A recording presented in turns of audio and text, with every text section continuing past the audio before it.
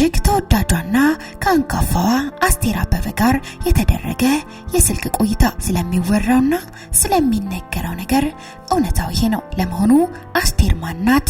የት ነው የምትኖረው? ወደ ኢትዮጵያ ለምን አትመጣም? ሰላም ጤና ይስጥልን ቤተሰቦቻችን፣ ይህ የሮማንስ ሮድ የዩቲዩብ ቻናል ነው። በቻናላችን አዳዲስና ወቅታዊ ትኩስ መረጃዎችን ይዘንላችሁ መተናል። እስከ መረጃው ፍጻሜ አብራችሁን ቆዩ። ለመሆኑ አስቴር ማናት? የት ነው የምትኖረው?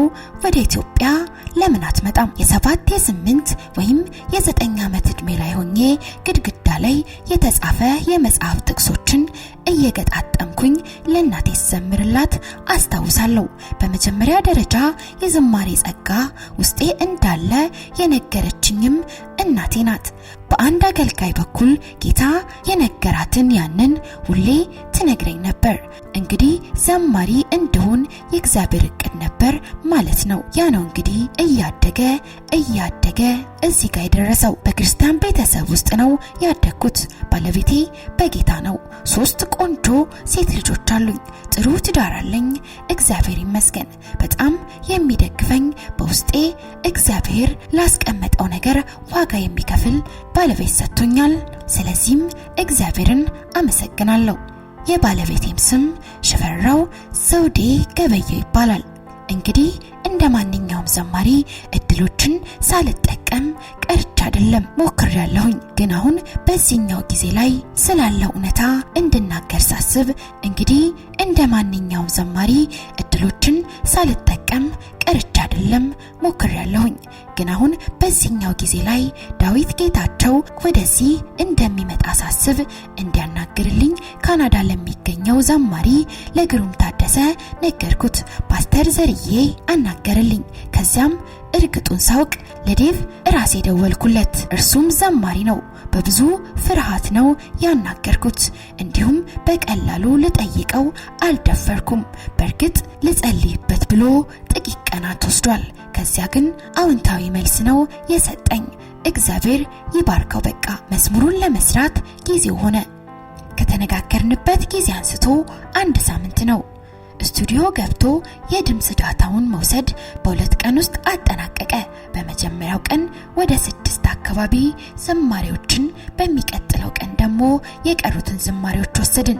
በጊዜው የ7 ወር እርጉዝ ነበርኩኝ። ከባድ ድካም ነበረው። 3ኛ ልጄን ወልጄ 4ኛ ወር ላይ ጨርሻለሁ። ውሰጂው አለኝ። አስታውሳለሁ። ግን እንዲቆይ ፈለኩኝ። ፈጠነብኝ። ወጥቶ ይደመጣል ወይ? በእኔ ህይወት ላይ ተጽዕኖ እንደፈጠረ ወጥቶ በሰው ህይወት ላይ ይህን ይፈጥራል ወይ የሚለው ፍርሃት ውስጤ ነበረ። ጊዜ አንጻር ነው የምነግራችሁ። ጊዜ ለእኔ ትልቅ ነገር ነው። እግዚአብሔር እንድሰራለት የሚፈልገው ነገር አለ። ያ ነገር ደግሞ የሚሆንበት ጊዜ አለ። አሁን በቃ ይሆናል፣ ይሳካል፣ እንዲህ አይነት ነገር አልልም እኔ። ለምሳሌ አሁን እግዚአብሔር ሰሞኑን ያስተማረኝ ያለ ነገር አለ። አደይ አበባ አሁን ያለውበት ሀገር ምንም ሊሆን ይችላል። በኢትዮጵያ ግን አደይ አበባ የምትወጣው መስከረም ላይ ነው። የአዲስ ዓመት መምጫ ምክንያት ናት። የመስቀል ዕለት ሰዎች ከሳር ጋር ቤታቸው ያጉዟታል።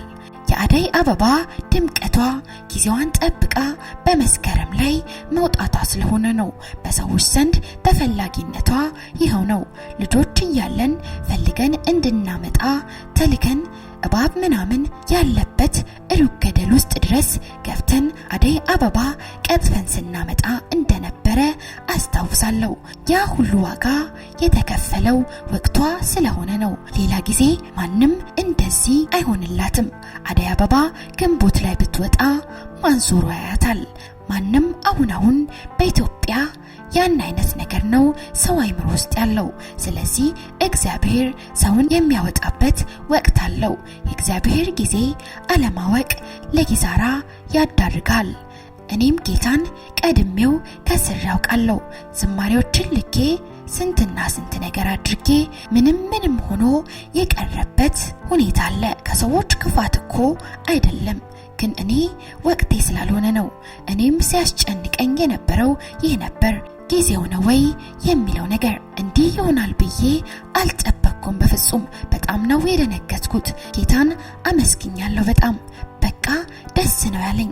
ምክንያቱም ከደወሉልኝ ሰዎች መካከል ከጻፉልኝ ሰዎች መካከል ከጌታ ቤት የወጣለች በእናቷ ሞት ሐዘን ውስጥ የነበረች ልጅ ሁሉ አሉበት። አንዳንዶቹ ደግሞ ማን ነው የነገረሽ? ስለኔ ነው የዘመርሽው ብለውኛል። በመጀመሪያ ደረጃ ዝማሬዎቹን የዘመርኳቸው ሲዲ ለማውጣት ሳስብ አይደለም። በጣም ረጅም ጊዜ የቆዩ ዝማሬዎች አሉበት። 8 ዓመት 10 ዓመት ሁላ የቆዩ ዝማሬዎች እዚህ ውስጥ አሉ። ለሲዲ ብዬ የሰራኋቸው ዝማሬዎች አይደሉም። ከጌታ ጋር የማወራባቸው በጸሎት ሰዓት ላይ የምነጋገርባቸው ናቸው። መዝሙሮቹ ላይ ያሉ ስሜቶች በሙሉ ነክተውኛልና ከህይወቴ የመጡ ናቸውና ሲዲው ሲወጣ ደግሞ በሰዎች ህይወት ላይ ተጽዕኖ ፈጠረ። ሰዎችም ጌታ ይባርክሽ፣ ያሳድግሽ፣ ያብዛልሽ፣ አትውረጂ የሚሉ ቃላት ስጦታዎች ይጎርፉኛል። ያው በእጄ የገባ ባይሆንም ከዚህ በላይ ምንም ስጦታ የለም። ትክክለኛውን ነገር ነው የምነግራችሁ። ከእግዚአብሔር ሐሳብ ያመለጠ ከፍቃዱ ምክር ውጪ የሆነ ነገር በህይወቴ ላይ እንደማይደርስ ነው የማውቀው። በእርግጥ አንዳንድ ጊዜ በድካም ምክንያት የእግዚአብሔርን ድምጽ ባለመስማት ምክንያት በህይወታችን ላይ የሚደርሱ ነገሮች ይኖራሉ። ሆኖም እነዚያን እንኳን ታግሶ ወደፊት የሚያስኬድ አምላክ እንዳለኝ ነው እኔ የማውቀው። ከዚያ አንፃር አሁን ለእኔ ሲዲው ምንም ያህል የተሰማይሁን ሰዎች በአካል አግኝቼ እንዳገለግልባቸው የሚናፍቋቸውና እኔም ሄጄ ባገለገልኩባቸው የምናፍቃቸው መድረኮች ይኑሩ። እግዚአብሔር ፈቃዱ ስለሆነ ነው እዚህ ምድር ላይ ያለሁት። ከአገልግሎቱም ባለፈ ቤተሰቤ እናፍቃለሁ። ለ10 ዓመታት እናቴን አላየሁም። በዚህ ናፍቆት ውስጥ ሆኜ የምነግራችሁ አሁን ቢሆን የማንም ግፊት ስቦኝ የሆነ ቦታ መሄድ አልፈልግም። ማንም እንደማያስቀረኝ ግን አውቃለሁኝ። ሰዎች እዚህ ምድር ላይ ብዙ ስለቆየሁኝና እየመጣው እንዳገለግል ከመናፈቃቸው የተነሳ እንዲህ ብትሆኚ፣ ይህን ብታረጊ፣ ወረቀትሽ እንዲህ ቢያደርግ፣ እንዲህ ቢሆን ኖሮ የሚለው ነገር አለ። ነገር ግን እግዚአብሔር ያቀደው ነገር ብቻ ነው በህይወቴ የሚሆነው። ሁሉም ቢሆን ናፍቆቴ ጌታን ቀድሜ አለመሄድ ነው። ከጌታ ፍቃድ እግዚአብሔር ሊያደርግ ካለው ነገር አልፌ መሄድ አልፈልግም። በቃ እንደዚህ አይነት ሴት ነኝ እያልኩኝ ሳይሆን ሁሌም ቢሆን ወደ ኋላ ብቀርበት አቅፎ በሚፈልገው ፍጥነት የሚያስኬድ አባት ስላለኝ ነው ይህን የምላችሁ። ሁሌም ቢሆን የጌታ ፍቃድ በህይወቴ እንዲሆንልኝ ነው የምፈልገው። ከዚህ አንፃር ይሄ ትክክለኛ ቦታዬ ነው ብዬ ነው የማስበው። ይህንን በምሳሌ ሳስረዳችሁ አሁን እናንተ ልጆች አሉ። ከልጆች ጋር መንገድ እየሄድክ ነው እንበልና ልጆች በመንገዱ ርዝመት ደክሟቸው ሊሆን ይችላል። ወደ ኋላ ሲቀሩባችሁ ምንድነው የምታደርጉት? የደከሙትን እቅፍ አድርጋችሁ እናንተ ወደምትሄዱበት ፍጥነት ነው ወደፊት የምታስኬዷቸው። የእኔም እግዚአብሔር ደግሞ ከዚህ የተሻለ ነው የማስበው ይሄን ነው። ብዙ መጽሐፍ ቅዱስ ታሪክ ላይ ሰዎች ሲዘገዩ እግዚአብሔር ጣልቃ ገብቶ በሚገርም ፍጥነት ያስኬዳቸዋል። መርዶክዮስን፣ ኤልያስን መጥቀስ እችላለሁ። አሁን ያለሁበት ቦታ ትክክለኛ ቦታዬ ነው። ጊዜ ሲደርስ ወደ ሀገር ቤት ወደ አንዱ ቦታ ይወስደኛል። ምን ልላችሁ ፈልጌ ነው? የእግዚአብሔር ነገር፣ የእግዚአብሔር ፍቃድ፣ የፍቃዱ ምክር በህይወቴ ላይ ይሆን ዘንድ የሁሌ ናፍቆቴ ነው።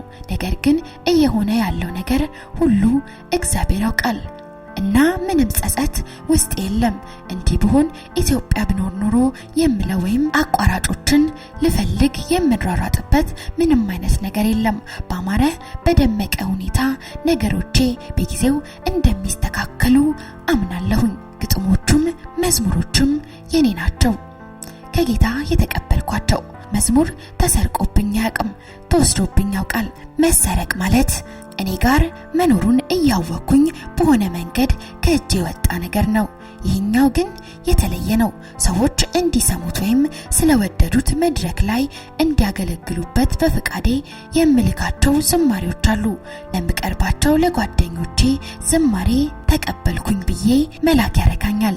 ዝማሬን ከተቀበልኩኝ በኋላ እኔው ጋር ሳቆየው ደስ አይለኝም። ይህን የማደርገው እንዲሰሙት ነው። በዚህ ምክንያት ዘማሪዎች ተወስደውብኝ ያውቃሉ። አገልግሎቱ የወረደ ሆኖ አይደለም ቤተክርስቲያንን ለማነጽ ክርስቶስንም የምትመስል ቤተክርስቲያን ለመፍጠር እግዚአብሔር የሚጠቀምባቸው መንገዶች ውስጥ አንዱ ዝማሬ ነው። ግን አሁን ባለቤቱ ይወስነዋል። ነገሩን ለማክበርም ለማቅለልም ማለቴ ነው።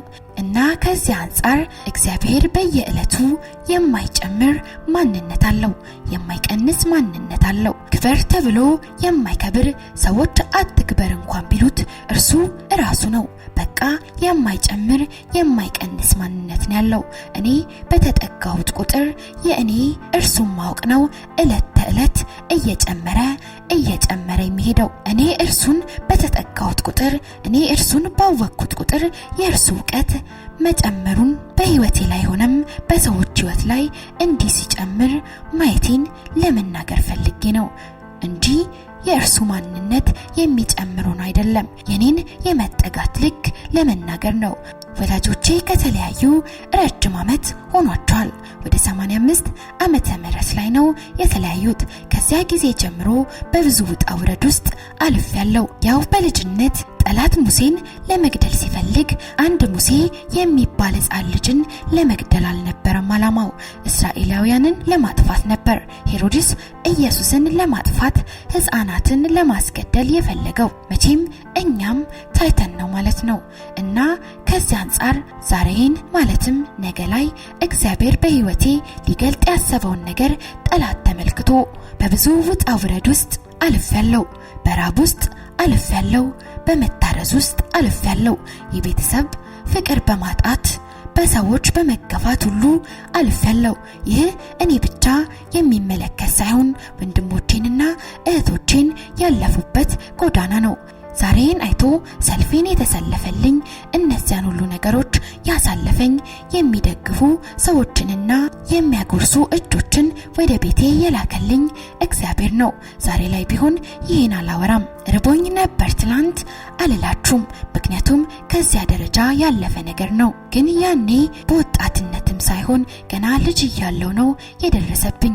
ያኔ ለእኔ ቁም ነገር መብላት መጠጣት ሊሆን ይችላል። ያኔ ለእኔ ቁም ነገር እንደ ጓደኞቼ መልበስ፣ ቆንጆ ጫማ ማድረግ፣ ጥሩ ትምህርት ቤት መማርና እንዲህ አይነት ነገሮችን ሊሆን ይችላሉ። እነዚህ ሁሉ ስሜቶች፣ እነዚህ ሁሉ ፍላጎቶቼ በቃ ገብቶልኝ ሰልፌን ተሰልፎልኝ ነው እዚህ ጋር የደረስኩትና ለማለት አይደለም ያልኩት። እውነትም እግዚአብሔር ተዋክቶልኛል። በበረሃ አቆራርጬ አልወጣሁም። በነገራችን ላይ በበረሃ መምጣት እዚህ የተለመደ ነው። እስከ ቦትስዋና በአውሮፕላን መጣው። የተወሰነ ጊዜ ቆየሁኝና ፖስታ በሚያመላልስ የዲኤችኤል መኪና ነው አቆራርጬ እዚህ የደረስኩት። አሁን ግን መንገዱ በጣም ጥብቅ ስለሆነ ይህን የሚሰሙ ሰዎች መሞከር የለባቸውም። በነገራችን ላይ እኔ ቀለበት አስሩልኝ ወደዚህ የመጣውን የዛሬውን ባለቤቴን ብዬ ነው የመጣሁት።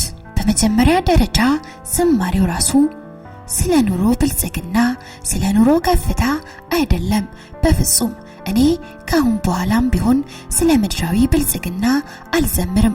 ያ ዝማሬ ከምን አንፃር እንደሆነ ልንገራችሁ።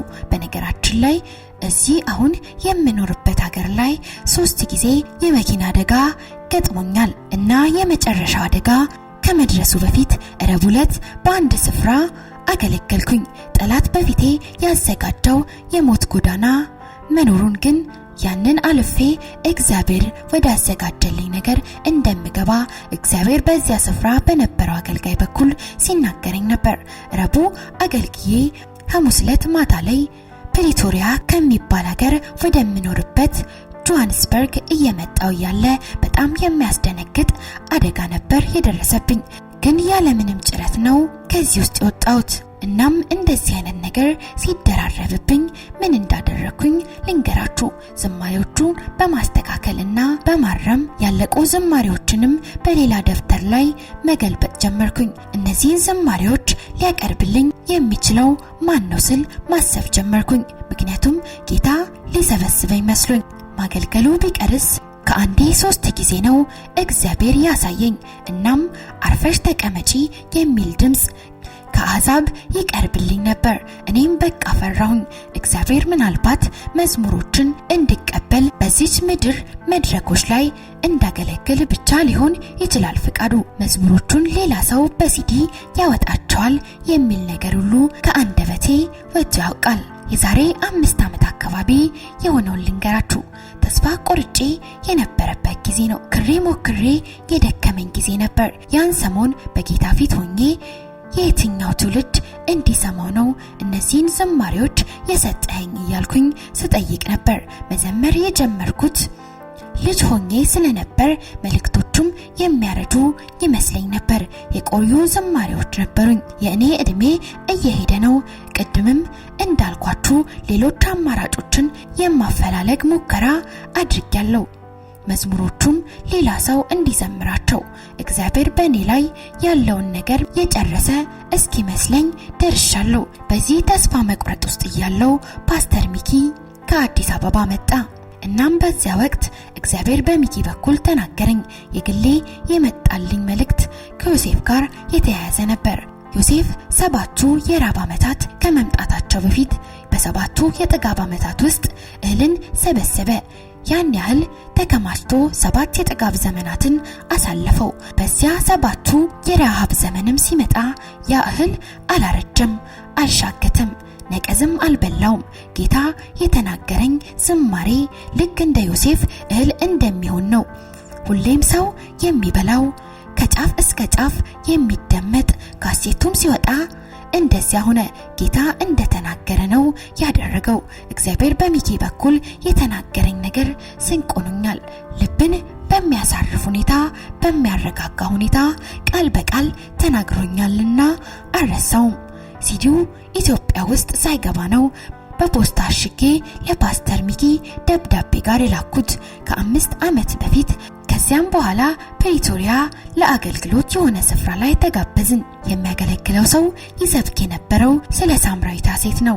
ኢየሱስ የሕይወት ውሃ ምንጭ ነው፣ የተጠጋው ሰው ደግሞ የሕይወት ውሃ ከሆዱ ይፈልቃል እያለ ሲናገር ነበር። እኔ ግን ገረመኝ። ጌታ ውሃ ጠጪኝ ብሎ ምክንያት ነው የፈጠረው። ውሃ ሊጠጣ ሳይሆን ሰበብ ፈልጎ በዚያ ስፍራ ቁጭ ብሎ ጠበቃት። አይገርምም? የእርሷ ሕይወት ግድ ብሎት ነው ይህን ያደረገው።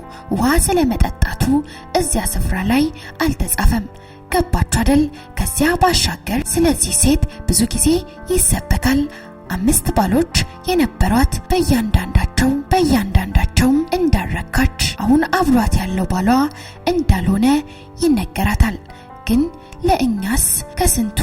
ስለ እኛስ ከስንቱ ነገር ጋር ነው ተጋብተን ተቆራኝተን ያለነው። አሁን ያ ሰው ቆሞ እየሰበከ ያለ እኔ ስለ ራሴ ነገር ሳስብ የነበረው በሕይወት ጎዳና ላይ ብዙ ጓዝ ይኖራል። ትዳር አለ።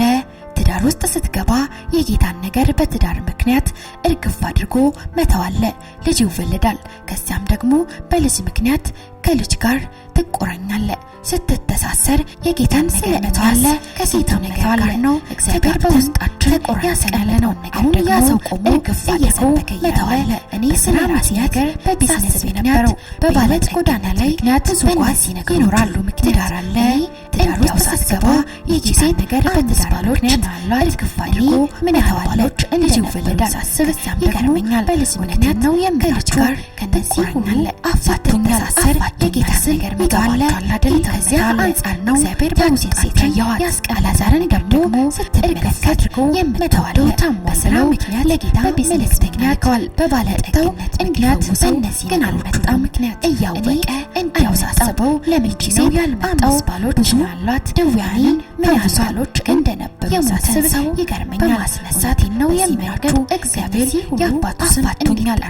ፈለገና ይገባል አይደል? ከዚያ አንጻር ነው አቅጣጫ ነው ያየኝ። አላዛርን ደግሞ ስትመለከት በቤቱ ጌታ ሆይ ለጌታ መልእክት ለመልከዋል። እዚህ የሚያስብሉ ነገሮች ነበሩ፣ ግን አልመጣም። ጊዜ በመጨረሻ ላይ ሲደርስ እርሱ መጥቶ ያለቀና ያከተመ ነገርን ሲያሳውሰው አይና የሞተ ሰው እስትንፋስ በማስነሳት ቃል ነው ያንገት እግዚአብሔር ላለው ያባቱ ስም እንዲጠራ ያንፈለገና ነው ኢየሱስ ልናገር የፈለኩት አሁን የሞተና ያለቀላቸው የሚመስሉ ነገሮች ብዙ ብትይዛዎች በዙሪያ ያሉ ለምንታቸው ሆነ ለምን እንደሰጣቸው የሚያስፈልግ ነገሮች ነበሩ ሊያመጡ አንዳንድ ጊዜ በመጨረሻ ላይ ሲደርስ እኔ ቤርሱ የስሙ ያለቀና ያሰቅሉ ነው ብዬ ሲያስነሳው አይና በጌታ ላይ ከትላንት ይልቅ እንድታመን ሆኖልኛል። ከዚህ አንጻር ነው ባደል ያንን ይሄ ሁሉ ነው የኔ ድካም የእግዚአብሔርን የማጨናነት ያለ እርሱን ደጋፊነት የእርሱን ተሸካሚ ሰዎች የሚያሳያሉ። ሰው ደግሞ በምድር ላይ እስከኖረ ድረስ ግን የተለያዩ የህይወት አውረዶች ውስጥ ያልፋል። ሊያስፈቃዱ በደግማል በነገሮችም ተጎድቶ ሊሆን ይችላል። ሰው በጌታ ቤት ሸሽቶ ሄዶ እንኳን ላይ ተመልሶ እስኪመጣ ድረስ የሚጠብቅ ማንነት ከዚያ የሚሸከም ማንነት አምላካችን አለው። ትክክለኛውን ጊዜ የእግዚአብሔርን ጣልቃ ገብነት ፍቅሩን ደጋፊነት ጥልቀቱን በገባኝ ጊዜነት ነው። በዚህ ዝማሬ ብዙ ሰው ደግሞ ቀስዱን ላይ አስታውሳለሁ ድረስ ደጋግሜ ከዘመርኳቸው ዝማሬ ውስጥ ያልፋል። ይሄኛው ብዙ ቦታ ላይ በነገራችን ህይወቴ ነው። በሰው ዝማሬ ነው። በጌታ ቤት ሳያስደርስ ሄዶ እንኳን ሳይገባ አንተን ሳያረካ ወደ ውጭ የምታወጣው ነገር የሰዎች ህይወት ይነካል ማለት አስቸጋሪ ነው። ትክክለኛውን ጊዜ ባላጋር ፍስል ይህ የእኛ ነገር የመልካት አለበት። በህይወት ጊዜ ውሃ ወንዝ ከሆዱ የሚፈልቀው እንዳለቀስ መጀመሪያ እኔን አክቶኝ ነው እኔ ገፍቶኝ ከዘመርኳቸው እኔ ያልዘማሪበት አንዱ ነገር ለሰዎች ስናገር ነው። ካልሆነ የገደለ ህይወቴ ነው የኔ ዝማሬ ነው። ሰዎች ጋር ተጽዕኖ የሚፈጥረው ህይወቴ ስለሆነ ይመስለኛል። የምታወጣው ነገር እኔ የሆን ህይወትን ነገር እንደገና አስቸጋሪ ነው ሊያንጸባርቁ እኛ ጋር ብዬ አስባለሁ። ነገር መንካት አለበት። የህይወት ውሃ ወንዝ ከሆዱ የሚፈልቀው እኮ መጀመሪያ እኔን አርክቶኝ ነው እኔ ገፍቶኝ ነው እኔ ያለፍኩበት ነገር ለሰዎች ስናገር ነው። ካልሆነ የገደለ ማሚቱ ነው የሚሆነው። ሰዎች ጋር ተጽዕኖ የሚፈጥረው ህይወቴ ስለሆነ ይመስለኛል።